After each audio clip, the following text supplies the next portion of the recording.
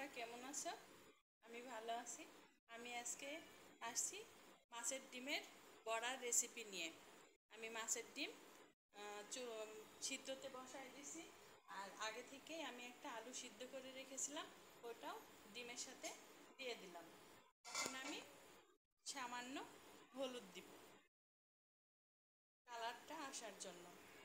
মাছের ডিমটা বেশি সিদ্ধ করা লাগবে না, হালকা সিদ্ধ করতে হবে। বেশি সিদ্ধ করলে ওটা ভালো লাগবে না খেতে।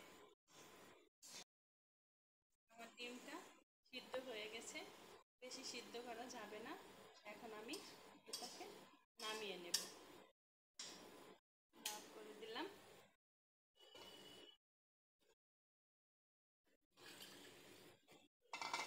এটাকে নিয়ে নামিয়ে নেব।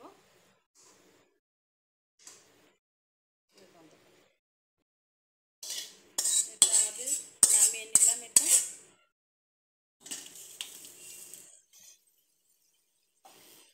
এখন এটাতে আমি এখানে 4টা মরিচ, 4 কোয়া রসুন, 2টা পেঁয়াজ কুচি আমরা আর আদা, একটু আদা কুচি করে নিয়েছি। এখন এটার ভিতরে আমরা সামান্য হলুদ দেব, সামান্য পরিমাণ গুঁড়া মরিচের গুঁড়া দেব, আর স্বাদ মতো লবণ।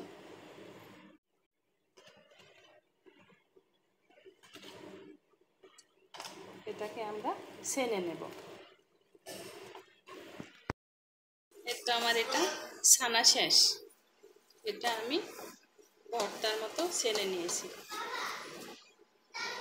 আমি আগেই চুলাতে কড়াই দিয়েছিলাম, কড়াই গরম হয়ে গেছে। এখন তেল দিয়ে দিলাম।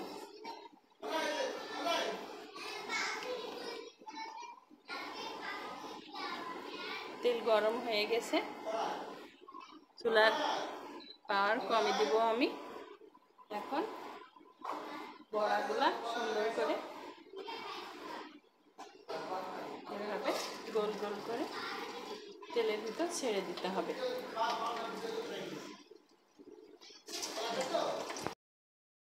দেখো আপু, আমার বড়াগুলা ভাজা শেষ। এখন আমি উঠিয়ে নেব। চুলাটা অফ করে দিলাম। এখন আমার বড়াগুলা উঠাবো।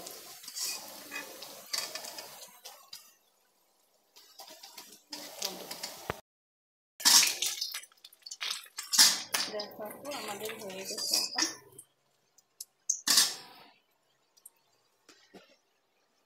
দেখো মাছের ডিমের বড়া কত সুন্দর হয়েছে।